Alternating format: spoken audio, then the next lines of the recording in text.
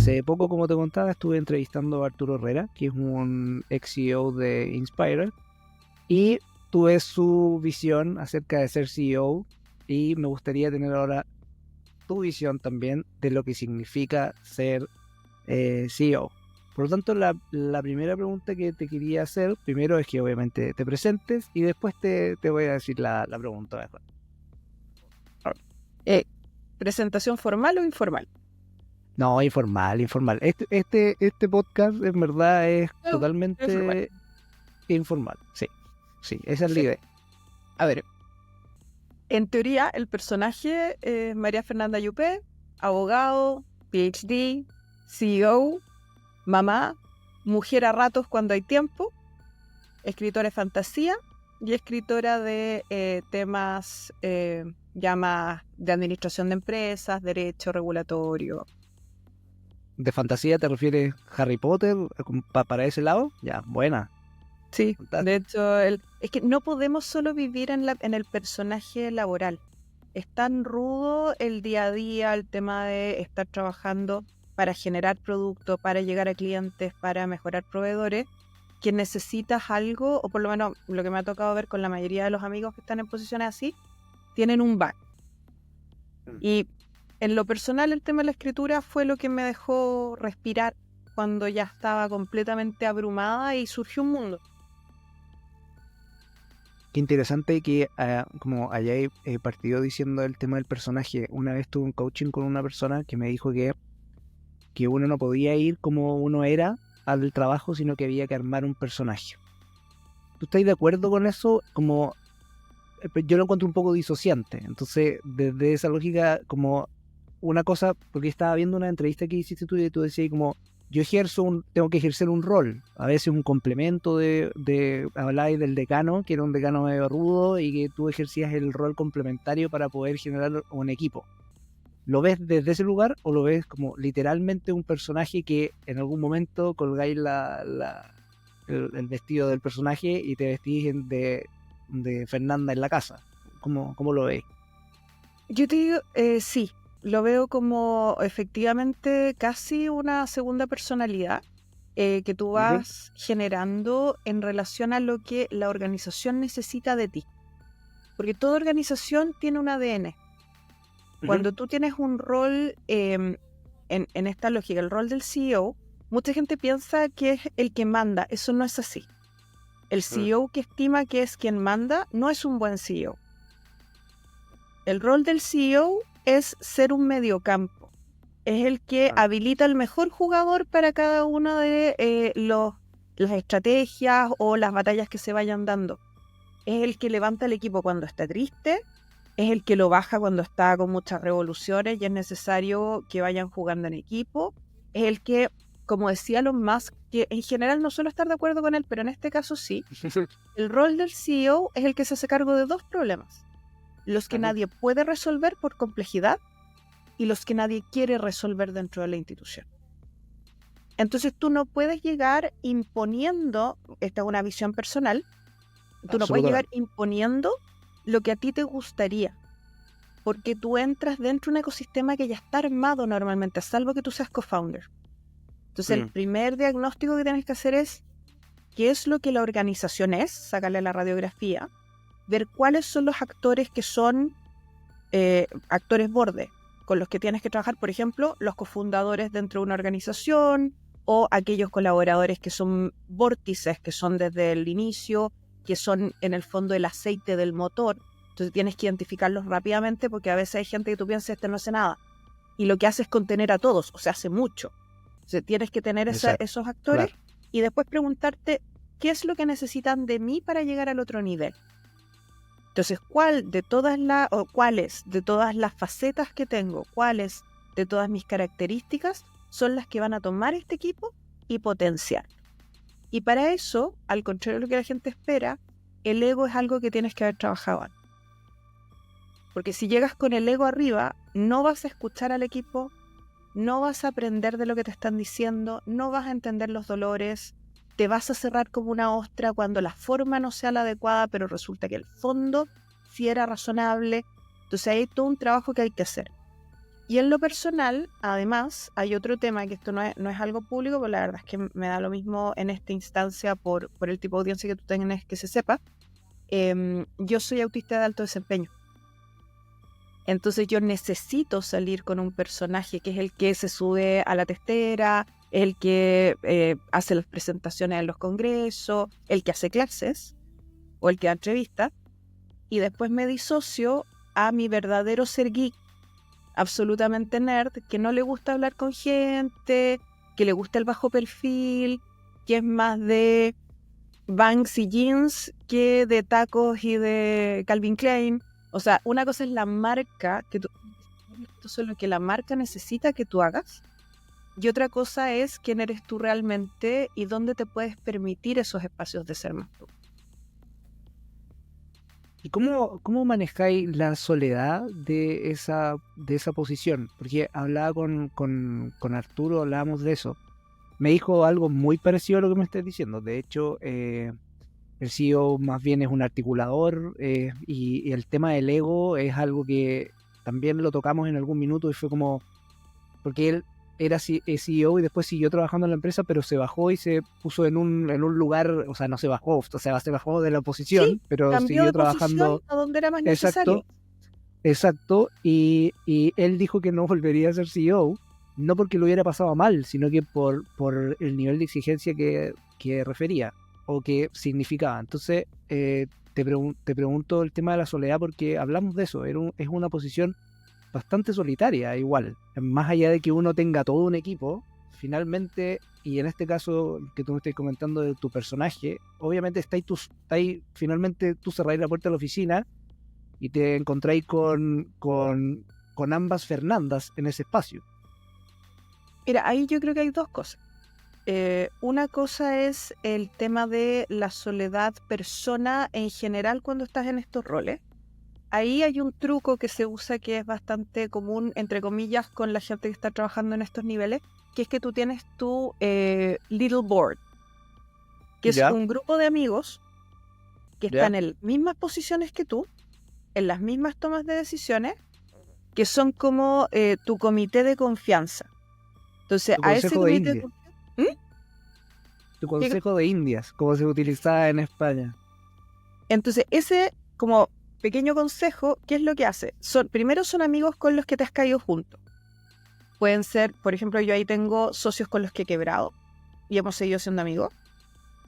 Personas con las que he colaborado en algunos proyectos, que es gente que además tú los conoces no en el ente disociante, sino que en el verdadero ente, y se En la construye un espacio de vulnerabilidad. seguridad. Dale. Entonces, cuando ellos tienen proyectos nuevos, te los muestran y cuesta un café o un trago. Y tú les das tus opiniones, a veces se toman los proyectos juntos, a veces no, pero tú sabes que son esos amigos a los que tú puedes llamar a la mitad de la noche y decirles trae una pala. Y lo único que te van a preguntar es, llevo además una bolsa. No te van a preguntar a quién asesinaste. O sea, eso no es un problema. Son esos que van a estar en tu espalda, espalda contra espalda, en la batalla que sea. Eso te permite no sentirte solo, por una parte, y en segundo lugar, sentirte validado. Entonces ahí no necesitas la validación del equipo por el tema del ego, porque tú tienes estas personas que en general, para que funcione, no son personas salameras, no es que tú tengas una corte. No, Tú tienes no son yes men o yes woman que te están diciendo todo que sí, dale, sí, está súper bien. No, al contrario. No, Más acá bien tú son tienes bastante pares que exigentes. dicen, ¿sabes qué? Te estás equivocando. ¿Sabes qué? Te estás enfermando. Este trabajo no está funcionando. O sabes que estas decisiones no van bien. Revisa esto otro. ¿Viste esto? Mira esta otra empresa que lo está haciendo. Entonces, eso te ayuda para no sentirte solo y para tener un ambiente de seguridad, que es crucial. En lo personal, en el proyecto en el que estoy actualmente en el rol, porque esto es distinto, te pasa también cuando estás en directorios, por ejemplo, o en consejos asesores. Eso pasa en algunas de las empresas en las que trabajo o en las que estoy invirtiendo. Pero acá en CryptoMarket en particular, tengo la suerte de que puedo pedirle un 1-a-1 a cada uno de los co-founders y decirles, ¿sabes qué? Me siento sola. No me están acompañando en estos procesos. Quiero que la compañía sea lo que tú quieres, no lo que yo quiero, porque este es tu sueño, y se sientan, ponen el freno y dicen, ¿sabes qué? Disculpa, estuve intenso en la última reunión, entiendo que esto lo estás haciendo por tal cosa, pero esto no lo veo. Entonces trabajamos mucho los puntos ciegos como parte de la empresa, pero tiene que ver con que es fintech. Entonces, por ejemplo, nosotros tenemos directorio 2 veces a la semana con los 2 co-founders. Entonces, cada decisión la vemos en 360. Porque son realmente reuniones de trabajo. Uno dirige lo que es IT, Growth y Producto, el otro Legal y AML, y yo veo la parte comercial, estrategia y lo que es la coordinación de áreas. Y finanzas los vemos ahí como un poco los 3, porque hay de auditoría y de distintas cosas.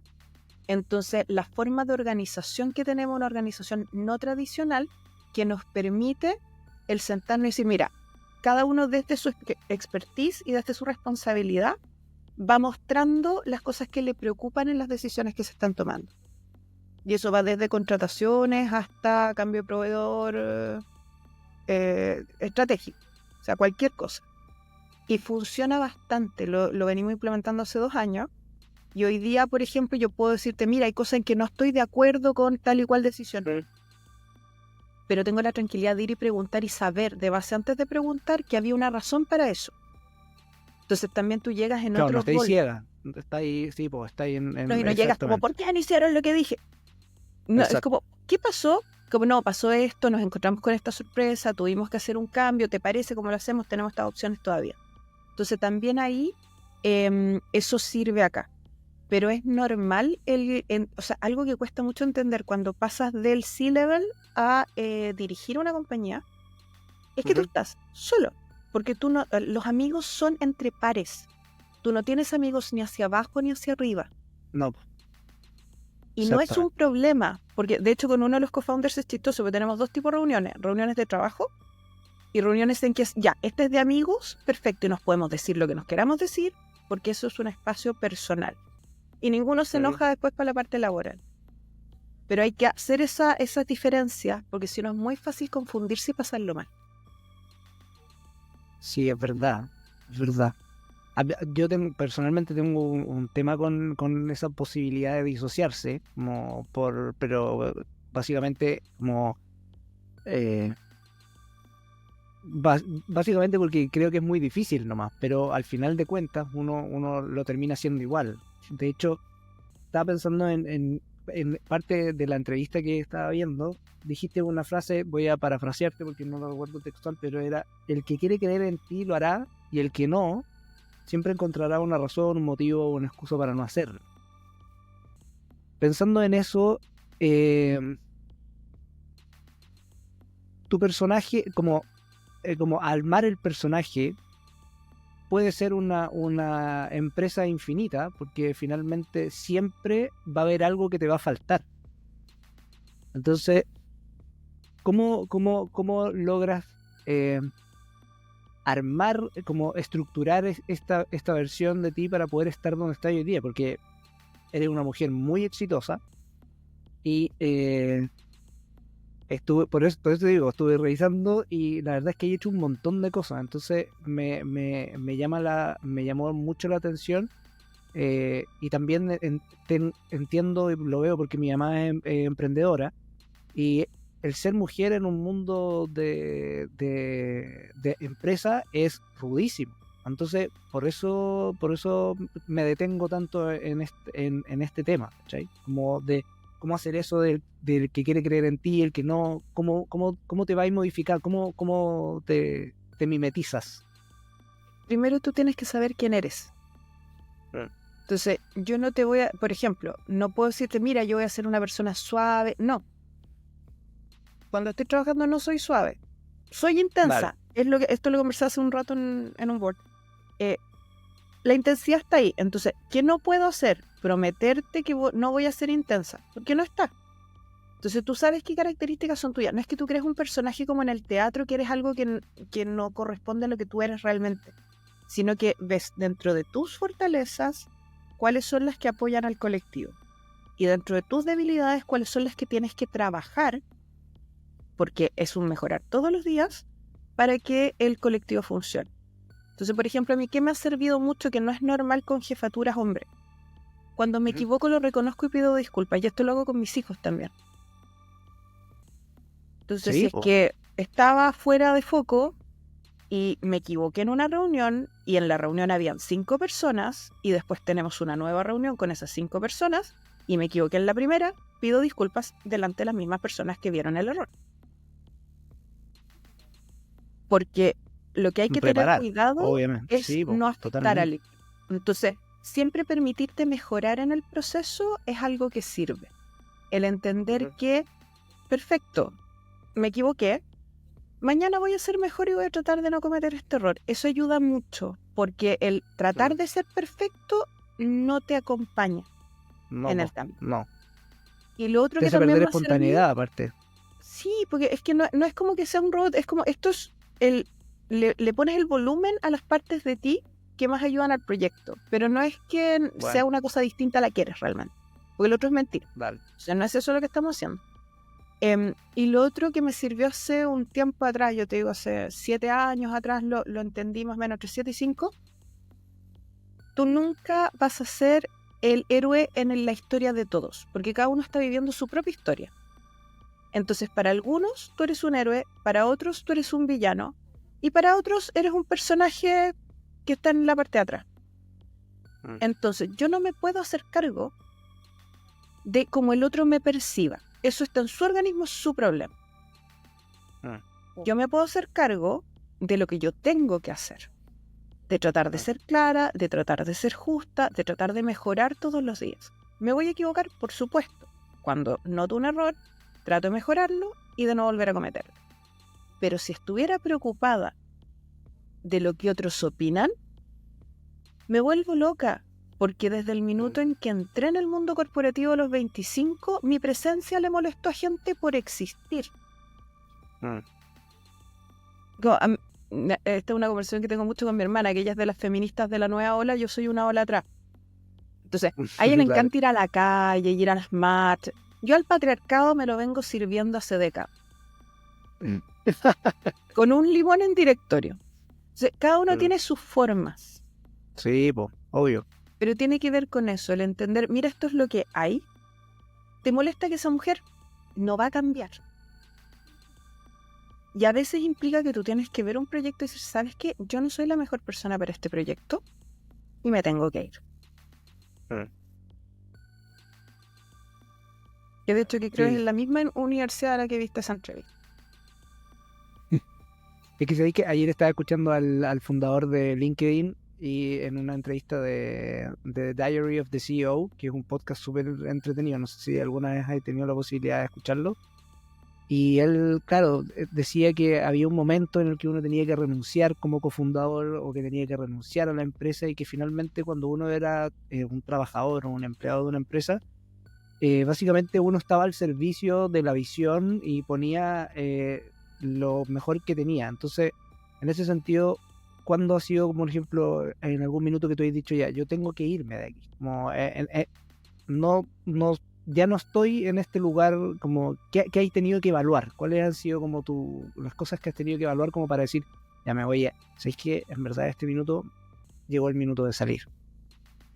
En una institución hace algunos años atrás, estaba muy cómoda, me agradaba mi jefatura directa, me agradaba lo que estaba haciendo, pero llegó una jefatura máxima con una orientación valórica distinta, más conservadora, más tradición. Y en esa lógica, yo tomé algunas decisiones en mi vida personal que no le parecieron, mandó indicaciones que tenía razón en ponerse nervioso. Ya yo adopté un alumno en la universidad en la que trabajaba. Entonces, su preocupación era el aprovechamiento, si hubiera alguna cosa, no sé qué. Pero al final era una adopción. De hecho, hoy día cambiamos apellido, está todo completamente regularizado, el universo sabe que es mío.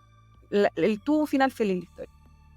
Pero Bacán. el hecho que se cuestionara una definición familiar que yo ya había conversado con mi familia, que la había notificado por un tema de conflicto de interés para no estar en las pruebas, o no tomar asignaturas, o no tomar definiciones, no para que opinaran sobre la vida personal, eso para mí es un borde.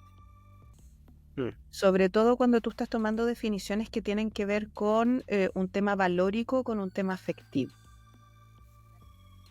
Entonces, para mí, por ejemplo, eso es como, mira, mis valores son liberales, mis valores son tratar de ser auténtico, creo más en una espiritualidad que en una religión, respeto a la gente que es religiosa, pero no acepto que se me cuestionen mis propias formas. Entonces, cuando llego a cualquier definición que tiene que ver con eso, doy un paso al costado. Porque ni siquiera lo voy a discutir. Y no hay monto de dinero que me permita comprometer aquello que fue como fui criada, es como crió a mis hijos, es como lo conversó con mi pareja. O sea, no es algo que esté dispuesta a disponer. Entonces, cuando tú sabes cuáles son tus indisponibles, es mucho más fácil tomar definiciones. Y el problema que pasa con el emprendimiento y con el mundo fintech y con todo lo que es el mundo más de innovación y creativo, es que el dinero es un commodity. Entonces no te compran. Te compra el proyecto, te compra la visión, te compra el alma de una organización, pero no te compra el cheque a fin de mes. Entonces eso también a veces la gente no lo entiende. Creo que cuando tú estás en estas posiciones que son más directivas, tienes que entender muy bien cuáles son tus bordes personales. Porque eso te ahorra un montón de dolor innecesario en el día a día. Entonces, cuando te ves enfrentado a ciertas definiciones, tú dices, ¿sabes qué? No, este tema no. Y no pasa nada, es sin llorar, es sin pelearte, es simplemente doy un paso al costado porque no soy la mejor persona para esta posición. Y al final el tiempo me dio la razón. O sea, hay cosas que no volvería a hacer que no pasan por esa misma línea. Qué buena. Al final uno siempre llega al tema como de los límites en general en la vida, en la manera en la que si uno quiere vivir de una determinada manera, sí o sí tenéis que llegar a la posición de tus límites y definir tu propio ambiente de seguridad, básicamente, donde podéis como protegerte finalmente. O entender tus bordes, porque todos tenemos bordes. El problema es cuando no los conoces y estás confundido, lo pasas muy mal. Sí, es verdad. Oye, voy a hacer una pregunta nada que ver, pero yo fui parte de, hace un par de años, de esta locura de los NFT y me metí en ese mundo y ahí como que entré como un poco en el mundo de los criptos. Y antes había comprado un Ethereum y cuando empezó a bajar lo vendí y hoy día me arrepiento para siempre. De hecho, cada cierto tiempo, como dice Cerati, pones canciones tristes para sentirte mejor. Voy a ver cuánto tendría hoy día en Ethereum si es que me hubiera mantenido con esa inversión. Dicho eso, ¿cómo llegaste al mundo cripto? Un mundo que, o sea, bueno, lleva un montón de años, pero es algo que hoy día está agarrando ahí. Engañado. Ya, desde la Deep Web. No, de hecho, hace 3 años y medio, más o menos, yo hace muchas trabajo pro bono con un amigo que en esa época trabajaba en KPMG, hoy día trabaja en su propia firma, que él veía la parte tributaria y yo veía la parte de estructura corporativa para empresas de innovación de distintas líneas. Y este amigo me cita a una reunión, me dice, no, es que esta es una startup que es muy interesante, que yo creo que sería bueno que conocieras a uno de los fundadores. No hay problema, empezamos a conversar. Y a la mitad de la reunión, Martín Jofre, que es uno de los co-founders de CryptoMarket, me dice, ¿cuánto es necesario en sueldo para que tú te vengas a trabajar con nosotros? De película, literal. De película, o sea, de hecho me empezó a preguntar mis hobbies, empezó a preguntarme así como qué me gusta, un montón de cosas dentro de la conversación que dije a la mitad, fue como, es muy correcto, Martín, además. Entonces, no está preguntando porque se va a pasar para la punta, que es lo primero que uno siempre se piensa como mujer.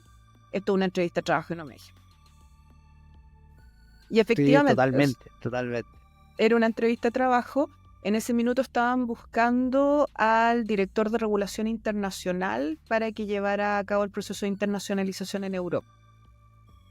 Entonces, siendo mujer y siendo abogado, primero los abogados es muy raro que les ofrezcan posiciones que no sean en el país donde estudiaron. ¿Ya? Siendo Sí, a por lo el más tema legislativo, sí. es local. Además, a lo más son latinoamericanos y esos son puestos para hombres. No hay mucha mujer en esas posiciones. Que te ofrezcan un cargo mundial para ver regulatorio era cuánto te pago. O sea, era una oportunidad que no se iba a volver a dar. Y además, Era el en lo que reclamo, decir cuánto te pago al revés, o sea, cuánto yo te claro, tengo que pagar para hacerlo, dale, perfecto, claro, porque el techo de perfecto. cristal se rompía en ese instante. Entonces, era algo para hacer, más la oportunidad de trabajar en otro lado. Yo soy media nómada, así que me encanta esto de irme moviendo entre países para aprender de la cultura y qué es lo que está pasando. Así que por ahí era un sí. Y al año después se dio que hubo algunas diferencias, año y medio después hubo algunas diferencias internas, salió el CEO que estaba, y Martín con Rafa Meruane, que es el otro co-founder, me pidieron que yo tomara la posición. De Y CEO. me enamoré del mundo cripto. O sea, los Sí, chicos quieren cambiar el mundo desde la descentralización, es imposible no enamorarse. o sea, de hecho, a mí es la parte que más yo soy súper volado, así que si empezamos a hablar del mundo cripto te puedo tirar todas mis voladas, pero eh, básicamente te quería preguntar como desde la tecnología primaria, que es el blockchain, ¿cómo creís tú que eso cambia la concepción de confianza en el mundo? Porque finalmente es un cambio de paradigma desde la lógica también de cómo podemos tener trazabilidad básicamente de las acciones o de todo lo que pudiésemos hacer. De hecho, tú hablabas ahí en la entrevista que no es tanto, es al revés, no es tanto lo que oculta, sino que más bien es lo que te permite generar una trazabilidad completa. Entonces, ¿cómo veis ese cambio en el mundo de la confianza, asociada también obviamente al dinero? No, pero es que creo que el blockchain es una de las mayores representaciones de la libertad que hay hoy día en el mundo.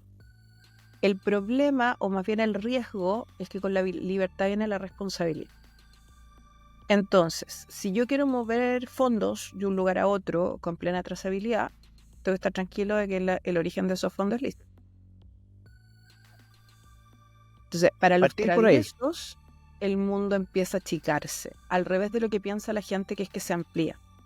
Porque una cosa es cuando tienes los dineros en la web, pero en algún minuto los tienes que descargar.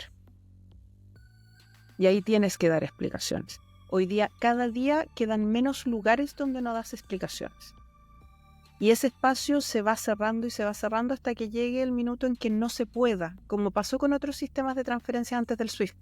Pasó con los KTT también. Entonces, en el caso del blockchain, te permite hacerte responsable de las cosas que tú dices.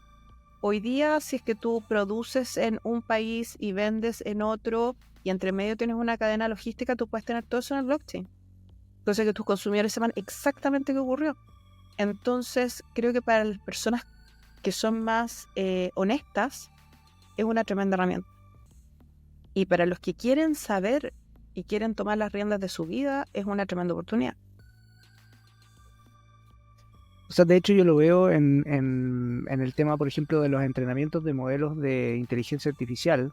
Vi que habían unos blockchain que estaban como especializándose en eso para efectivamente poder saber con qué tipo de datos y qué tipo de información se entrenó un modelo en particular para poder, por último, pagarle royalty por haber utilizado tu información o tu contenido para entrenar. Entonces, desde esa lógica, a mí el mundo de los NFT o de poder tener la trazabilidad de tus activos me hace mucho sentido.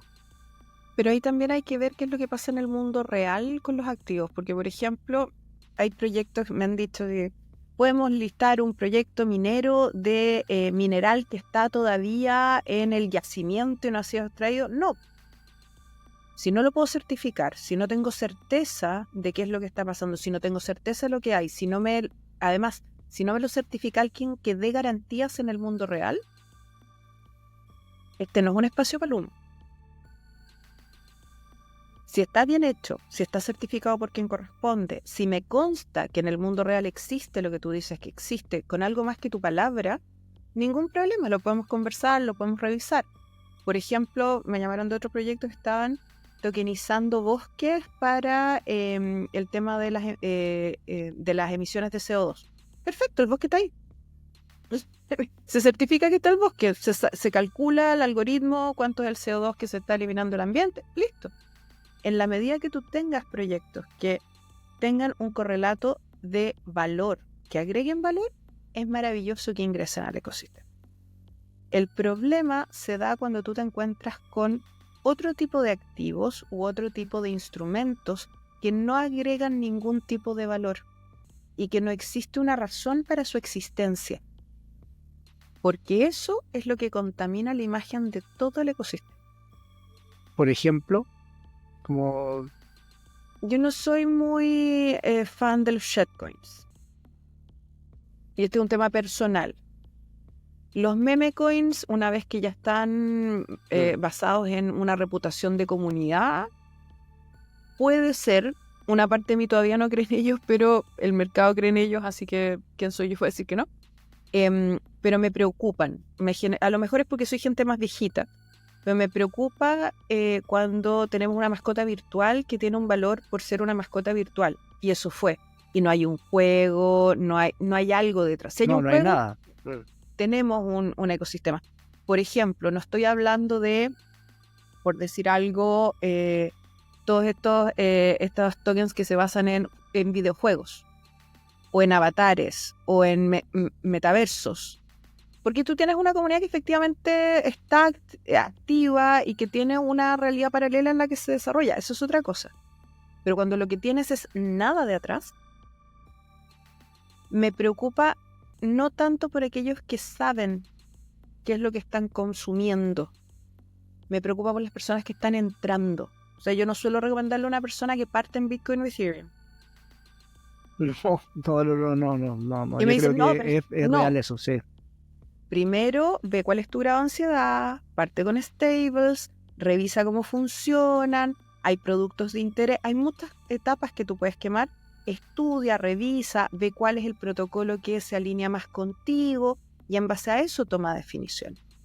Para que estés tranquilo con tus decisiones de inversión, porque esto no es algo que la gente entienda en un 100%, porque tiene muchas características técnicas. Y tampoco tienes esa confianza que tienes, por ejemplo, en las acciones de la bolsa, porque tú sabes que hay reguladores detrás y que hay cientos de años de historia. Acá estamos construyendo esa historia y recién están entrando los reguladores, recién están tratando de entender qué es lo que están regulando. Nosotros estamos tratando de ayudarlos también para que entiendan y que tengan la información en el fondo de lo que pasa en la cancha, porque una cosa es lo que tú declaras, otra cosa es lo que ocurre. Entonces, idealmente ambas cosas coinciden, pero no con todos los proveedores así. Entonces hay que preocuparse que tengan la información correcta de qué está pasando. Entonces, sobre eso es la lógica. Entonces, es un mundo muy lindo, pero hay que ver también cuáles son los bordes éticos que se pueden ir aceptando desde quienes somos facilitadores del proceso. Sí, yo creo que eso es un tema como desde la discusión también de la inteligencia artificial, como que tiene que ver con un tema ético, como hasta dónde, porque la idea no es replicar el modelo de ahora, si la idea es, porque si no falla el proyecto, básicamente desde su esencia, porque la idea es descentralizar y poder hacer esto desde una manera de fluir distinta, no volverlo otro sistema que replica lo mismo pero con otra tecnología básicamente, porque ese sería como un poco lo que pasaría si la regulación empieza a entorpecer como el fluir de lo que se quiere. ¿O cómo lo veis tú? ¿Cómo veis que está empezando a surgir la regulación? No sé si en Chile, por ejemplo, hay regulación sobre blockchain, bitcoins, criptomonedas. No lo tengo tan claro. O sea, tenemos la ley FinTech y la normativa general de la CMF empieza a regir el próximo año. Ahora, en Chile tenemos suerte que la CMF es un muy buen regulador, es un regulador mateo. Entonces estudia, revisa, pregunta, avanza. No es que te encuentres con un regulador que desde la ignorancia copie la norma de otro país y la implemente. O sea, eso no nos pasa en Chile, lo cual es un lujo. Es realmente un lujo. Sí, efectivamente. Ahora, también al ser Mateo sobrecompensa, entonces la regulación que se viene en Chile es muy pesada y van a quebrar muchas fintech, porque los costos de implementación son altos. Y creo que la culpa de eso la ha tenido el ecosistema, no necesariamente el ecosistema chileno, sino que el ecosistema desde el punto de vista internacional, porque cuando hay abusos, el regulador reacciona. El regulador no regula actividades que no están con abusos, que no están con cuestionamientos y que no generan riesgos. Eso no pasa. Si no, habría una regulación de tener patio, o sea, de tener flores. Claro, sí, no, sí te cacho, te entiendo. Y eso estoy pensando en los casos como de Estados Unidos hace poco, no me puedo acordar cómo se llama este gallo que terminó en la cárcel. Por ejemplo. Eso, sí, pero es que ahí, por ejemplo, porque el caso FTX es muy bueno para tomarlo como ejemplo. Tú no necesitas que te digan que no puedes usar dinero de otras personas. Eso es criterio. Tal cual, exacto, sí, pues, absolutamente. Entonces, si a ti te dicen guárdame esto, no te están diciendo véndelo, gana un interés y recompra. No, te están diciendo guárdalo. Y eso tiene deberes de custodia y eso no necesitas una ley especial. El problema de FTX fue que fue un delito común, que el objeto era... Y eso genera un frenesí. Exacto, te cacho. Cuando tú manejas dinero, cuando tú manejas activos financieros, tú sabes que no puedes abrir espacio para el lavado de activos y financiamiento del terrorismo. Porque eso es criterio. Porque a cualquiera que esté moviendo dinero de un lugar a otro, tú le preguntas, oye, ¿te parece que está bien mover dinero narco? Obvio que no. Eso es criterio. Obvio que no. Sí, por supuesto. ¿Le trata de personas? Tampoco. No necesitas que te digan que es ilegal. Es un tema humanitario. Sí. Entonces, ¿qué es lo que ha ocurrido? Claro, hay actores que no preguntan porque prefieren no saber y bueno, en fin, y en base a eso se generan problemas y por eso los reguladores ingresan. No es otra la razón. No es que quieran ahogar el sistema. Ahora, lo que decías tú de que la ley FinTech, yo tengo algunas nociones, pero no es mi ámbito de expertise. ¿Por qué dices que va a ser muy cara la implementación? ¿Cuáles son como, no sé, que no puedo entender yo, básicamente, como cuál es el punto donde tú decís esto es demasiado crítico y esto es lo que encarece, o cuáles son las tres cosas, no sé, como en qué lo ves? La ley FinTech está muy bien pensada en términos de que establece distintos bloques de regulación en la lógica de qué tan grande es la institución. Y hasta ahí todo excelente. Estos bloques te van haciendo más difícil la regulación hasta llegar al bloque más alto, en el cual tú tienes que pedir certificaciones de continuidad operacional que son técnicas, necesitas tener sistemas de prevención de lavado de activos con proveedores. O sea, en general te piden proveedores que si tú los contratas directamente, más personas contratadas dentro del equipo, que pueden subirte los costos mensuales entre 50 y 100 millones. ¿Ya? Wow. Más fondos que tú tienes que tener en la misma CMF, como, o sea, no en la CMF, pero que tienes que tener depositados para garantía de si pasa algo, como para el público, igual que lo tienen los bancos, las financieras, que está todo bien. O sea, todo eso está en un banco, en un depositado a plazo, todo eso está muy bien. El problema es que el cálculo tiene que ver con cantidad de fondos custodiados, que son fondos que están ahí depositados, que tú no estás haciendo nada con ellos, o con número de clientes. Las fintech cobran muy barato porque trabajan por volumen.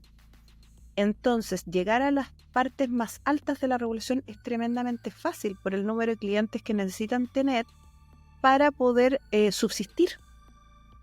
Porque no son servicios caros. Entonces, ese es el problema. El problema es que como es por número de clientes, caer en los tramos más altos es bastante sencillo. Y la CMF actualmente no está disponible, o sea, existe la posibilidad de sacar, por ejemplo, algún tipo de norma, de, ¿cómo se llama? de circular o algo que vaya modificando ese tipo de cosas, como mejorando los criterios, o Lo en están primera haciendo, instancia eso es nomás? Ah, ya. lo están haciendo, pero la CMF está atrapada entre lo que es proteger a los usuarios y no ahogar el ecosistema. Entonces, como están ahí de jamón del sándwich, probablemente van a esperar al próximo año que ya se va a estar implementando para seguir mejorando la norma como lo han hecho hasta ahora. Vale, O sea, entiendo. pero no puedo decir que han sido cerrados o que no han estado Ya. abiertos al diálogo. Han hecho varias modificaciones, están respondiendo a las consultas, hicieron mesas abiertas, además tuvieron entrevistas privadas. O sea, ellos quieren hacerlo bien. Lo que pasa es que tienen que conciliar intereses que son de múltiples actores y que no conversan entre sí. Sí, pues es cierto. Es cierto. Pero han hecho un excelente Que, trabajo. que difícil, o sea, porque uno como usuario, la fintech actualmente en Chile, yo, o sea, de hecho una de las preguntas que tenía, pero que la respondí viendo tu entrevista, era si es que Crypto Market era una fintech. Y efectivamente tú dices que sí, son parte de la fintech. Y yo siempre he tenido FinTalk, Fintual y y hasta ahí como llega mi visualización de las fintech chilenas. Eh,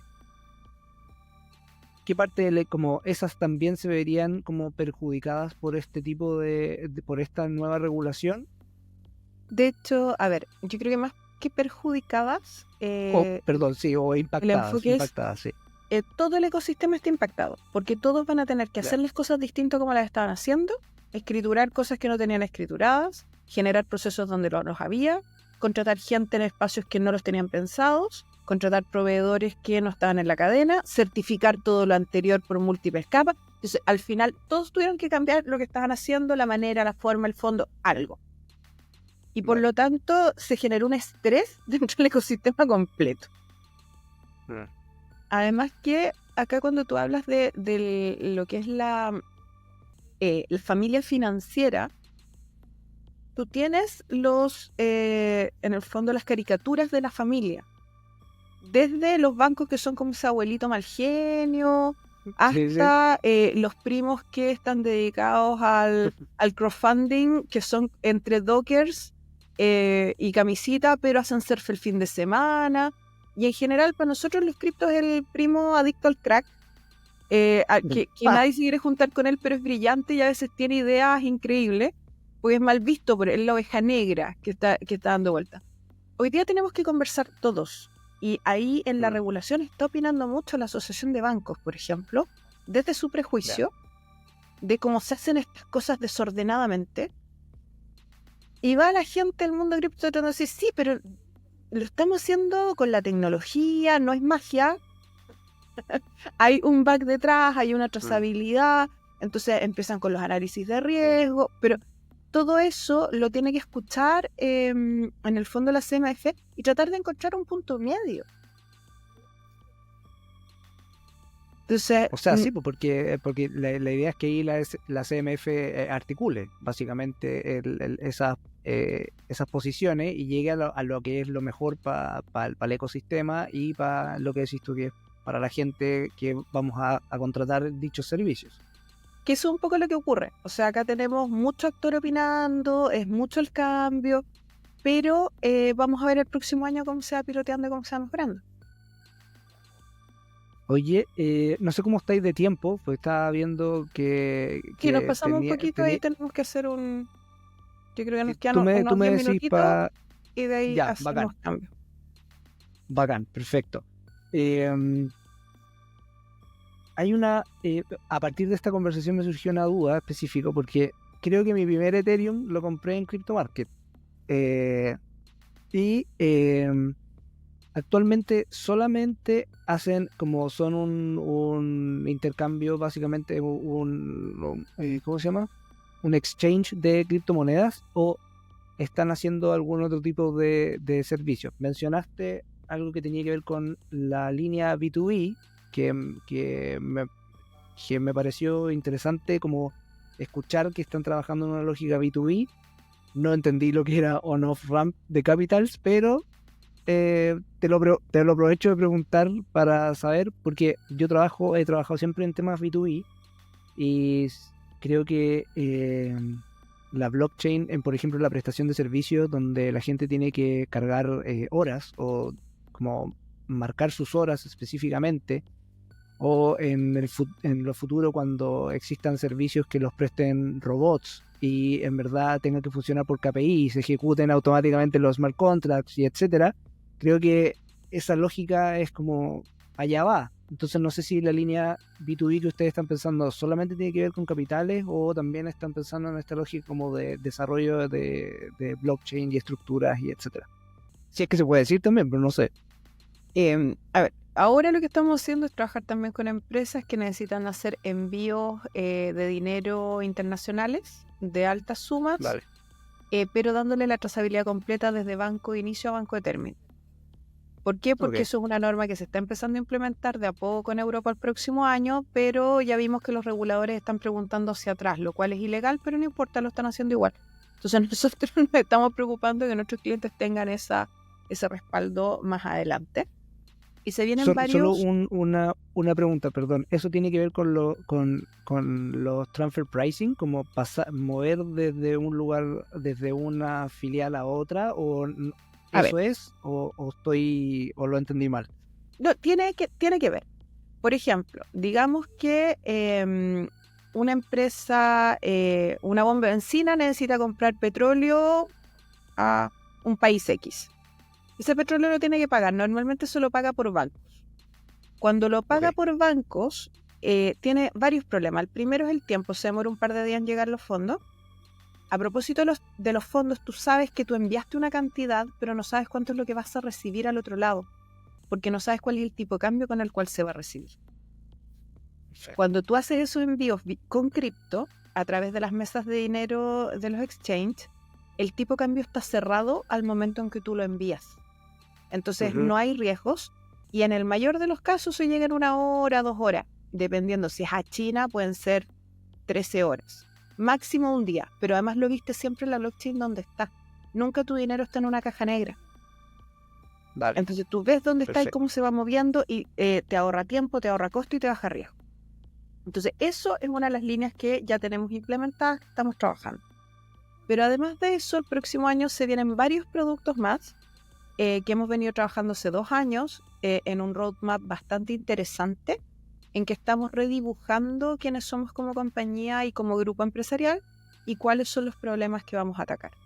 Atacando algunos problemas sociales que nos tienen bastante complicados desde hace tiempo y que van en la línea de la democratización de la tecnología blockchain, de la búsqueda de casos de uso en los que podamos marcar una diferencia, entendiendo que tenemos que agregar valor al ecosistema, porque si no, no se justifica nuestra existencia.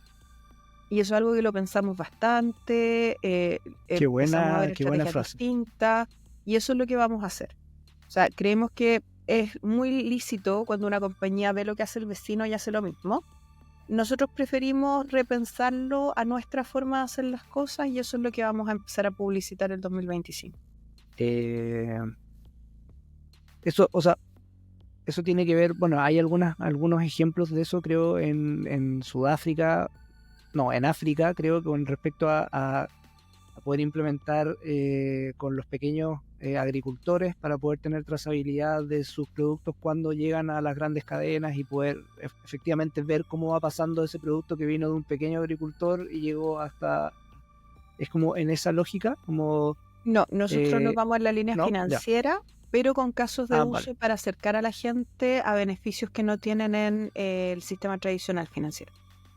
Perfecto. Y respecto a lo que te mencionaba, como lo que tú has podido ver, este tema de los blockchain como pensado en temas de servicio o en pago de remuneraciones, ¿tú has podido ver en el ecosistema chileno o afuera que algo sí esté tomando como más fuerza o es algo que todavía está...? No, el pago a través de cripto se está resolviendo problemas de trabajo remoto a nivel internacional. Es parte, en el fondo, de lo que es servicios que se están dando en el ecosistema fintech ya como normal. O sea, hay muchas empresas que están en esa línea, apoyando sobre todo a millennials y centennials que quieren moverse por todos lados para trabajar. Entonces entendieron que había un mercado y que hay que facilitar sobre todo las recepciones de fondos. Así que ahí se ha generado una línea bien interesante de trabajo. Lo mismo lo que decías tú en logística, también es bien interesante lo que se está haciendo a través de otro tipo de billeteras, pero sí, para poder entender este paso etapa por etapa, bienes tokenizados, por ejemplo. Entonces se ha hecho con oro, se ha hecho con esmeraldas, se está haciendo también con agricultura. Es interesante ver las distintas aplicaciones que puede tener la tecnología al día a día, pero sobre todo para dar certezas. Al final lo que se busca es transparencia con el uso de la tecnología. Sí, con Arturo estuvimos conversando y hablamos acerca de... Yo le preguntaba cómo sentía él que estaba Chile hoy en día. Más allá de temas políticos, no tenía que ver solo con eso, sino que en qué es lo que tenemos que hacer para ir hacia donde sea que queramos ir. Y él me decía que sentía que a Chile le faltaba un sueño. ¿Te hace sentido esa frase? ¿Crees que efectivamente un sueño pensado en algo como propósito? Es como, ¿cómo lo ves en relación a lo que tú haces? Vives en otro país que me imagino que debe tener otra lógica totalmente distinta. Entonces, ¿cómo ves a Chile en el ecosistema mundial en temas de innovación, uno, y lo otro, si es que también cómo lo veis respecto a su sueño, hacia dónde queremos ir, o si estamos yendo hacia algún lugar que te parece a ti destacable? Mira, me preocupa Chile. Me preocupa Chile mucho. No puedo sino coincidir, porque creo que Chile no se conoce. Chile tiene una imagen de sí mismo que no es real. Nos falta terapia. Hace rato, nos faltan horas de terapia, nos falta mirarnos entre nosotros y reconocer que no somos tan distintos. Me llama la atención, o sea, mi país no tenía una disociación con la realidad como la que he visto en las noticias de un tiempo a esta parte. ¿En qué cosa específica como lo veis que fue como lo que te hizo pensar en eso? Así como que dijiste, chuta, en verdad estamos como Chile se disoció de sí misma. O sea, me llama la atención cuando tenemos candidaturas basadas en narcotráfico con popularidad. Me llama la atención cuando el fondo se está olvidando, cuando no nos vimos como un país de centro. Nosotros siempre hemos sido un país ponderado. Podemos no estar de acuerdo. Sí. Me acuerdo en la universidad, trabajando en política.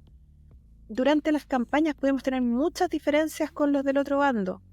Y después de las elecciones nos íbamos todos al mismo bar ordinario a celebrar el que había ganado de todos los partidos. Ese era mi Chile. Mi Chile no era racista. Yo hoy día veo denostaciones a personas porque son distintas, como no las vi antes. Entonces, me llama la atención eso, me llama la atención el nivel de violencia.